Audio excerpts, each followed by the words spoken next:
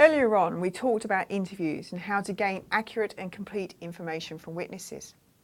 However, when an investigator believes someone is guilty, they may switch from interviewing the suspect to interrogating him or her. Unfortunately, however, these prejudgments of guilt are not always accurate. The goal of interrogation is to gain a confession. As we saw in the previous video, the forcefulness of the interrogation can affect the reliability of that confession. Previously, interrogation techniques involved direct physical violence such as beatings, burning the skin and electric shocks. As these techniques became less acceptable both to the community and in the eyes of the law, more covert methods have been employed.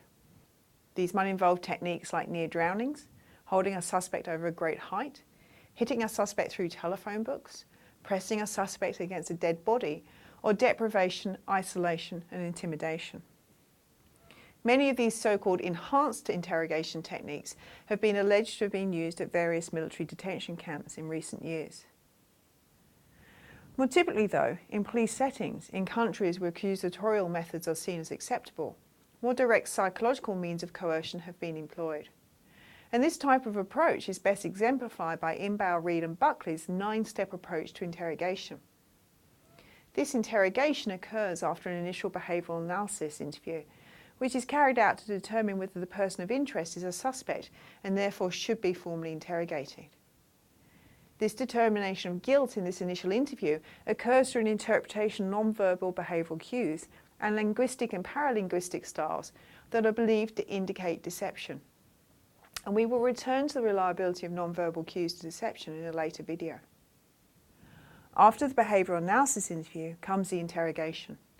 And the aim of this is to establish control over the suspect and to use psychological manipulation to achieve a confession. It is characterised by a close-ended, confirmatory questioning approach. The primary goal is that of confession, and the method typically yields anxiety-based cues to deception. Inbauer and Reed specified 9 steps in a successful interrogation, and the process should begin by the suspect experiencing custody and isolation. That is, being kept in a small room and left to experience the anxiety, insecurity and uncertainty associated with police interrogation. The first formal step is confrontation, where the goal is to present evidence of the suspect's involvement in the crime. This evidence might be real or it might be fictional. The accusation of guilt might be repeated, and if there is no denial, then the suspect is actually considered to be deceptive. Now, in the second step of the 9 steps is psychological theme development, and how this proceeds depends on the emotionality of the suspect at this stage. For an emotional suspect, the interrogator would use minimisation. That is, they would provide a moral or face-saving excuse for the crime. For example, the interrogator of a suspect in a case of rape might say, "No woman should be on the street alone looking like that. That's too much temptation for any man." Note that throughout this, the assumption is always that the suspect who listens attentively to these excuses is guilty. For the suspect who is unemotional at this stage, the aim at this point is a little bit different. As an interrogator, what you want to get here is an admission of lying about some aspect of the crime. Then you can use the fact that the suspect has lied once to suggest that they are lying about their innocence. By emphasising the seriousness of the offence and exaggerating the charges, a maximisation approach might be used in an attempt to scare or intimidate the suspect into confessing. The third step, interrupting all statement of denials, aims to end the suspect's repetition of their denial of guilt. And this should actually result in a change of tactic by a guilty suspect. They might provide additional reasons why they couldn't have committed the crime, for example by claiming they didn't have a gun so they couldn't have done it. It's assumed that innocent suspects, on the other hand, will not allow their denials to be cut off. The fourth step is overcoming objections to the charges. Guilty suspects will raise objections, and the aim of the interrogator is to overcome these by showing understanding, but returning to theme development. Once the suspect sees that their objections are ineffective, they should become uncertain and withdraw. Innocent suspects should simply continue with their denials. Step 5 is to retain the suspect's attention. Once the suspect has withdrawn, the interrogator should try and reduce the physical distance between themselves and the suspect. And the 6th step actually involves urging the suspect to tell the truth by showing sympathy and understanding to them. The interrogator should attempt to focus the suspect's mind on possible reasons for committing the offence and try and create a remorseful mood. The 7th step is about creating an opportunity to confess by providing an explanation or excuse for the crime. The interrogator might pose an either-or question, such as, was it your own idea or did someone talk you into it? The final 2 steps encourage the suspect to recount the details of the crime as part of confession and then convert that confession into a written statement. Inbow and colleagues have claimed on the basis of their research that this technique is effective. So why might such an approach work? Well, the effectiveness of the method can be explained by theories of attitude change. The positivity or negativity of an attitude towards confessing is related to the relative perceptions of the positive and negative aspects of confessing. The aim of interrogation using this approach is to get the suspect to think more positively about confessing and to eliminate any negative consequences of admitting guilt. And the way this is done is by giving the suspect the impression that denial will also lead to conviction, and also to imply that more lenient consequences will follow if the suspect actually confesses. So a suspect's willingness to confess increases as their attitude to confessing becomes more positive. And the problem is that this works for both guilty and innocent suspects alike. Now, one of the main problems with this approach is with the assumption about how liars and truth tellers will behave in the context of their initial interview and subsequent interrogation.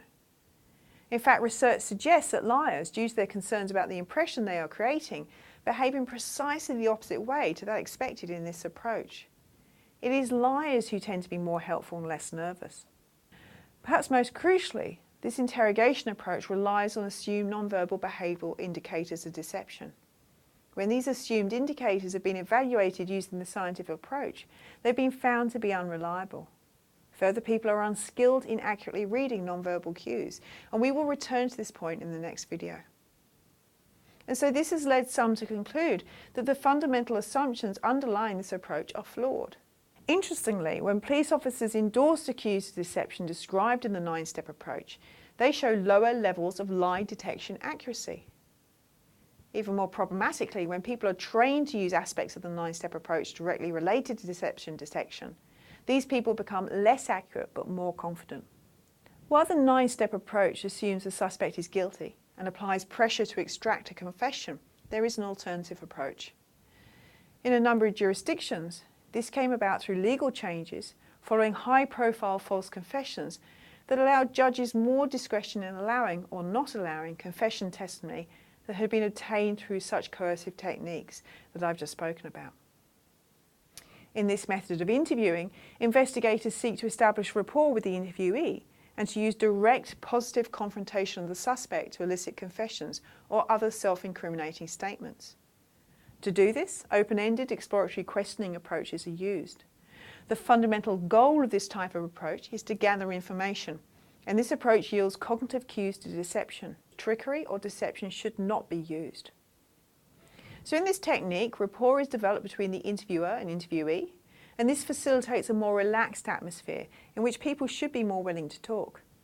The interviewer will then explain the allegation and the seriousness of the offence and emphasise the importance of honesty and truth to the suspect. The suspect will then be asked to provide their version of the events. During this, the interviewer should not interrupt and should instead actively listen. Once a full account has been given by the suspect, the questioning can actually begin. For example, the interviewer may provide the suspect with inconsistencies or contradictions that they are aware of, and this may involve information at this point the interviewer knows but has yet to be revealed to the suspect. However, this information must reflect information that is actually known to the police, because police are not allowed to deceive the suspect. So you can see at this stage that this kind of information gathering type of approach looks quite similar to aspects of an eyewitness interview technique that we've already covered, that is the cognitive interview. However, one obvious problem with this approach is that it does require the cooperation of the suspect to be effective. If your suspect doesn't want to talk, then there's nothing you can legally do to make them using this technique. Perhaps we can assume that most people would want to tell their side of a story, particularly if it's alleged that they may have been involved in a crime. So do police engage in information gathering when interviewing suspects? Well, investigative interviewing, with its more information-seeking focus, has been adopted in a number of countries, including the United Kingdom, Norway, New Zealand and Australia. But what is the most effective way of dealing with a suspect, and how does this relate to the false confession rate?